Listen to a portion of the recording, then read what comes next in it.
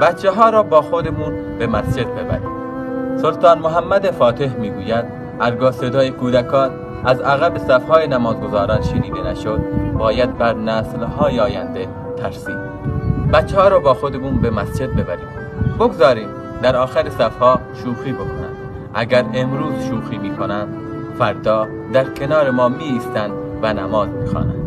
و آنها را با خود به مسجد بیاریم. سعی بکنیم در مسجد با کودکان مهربان باشیم.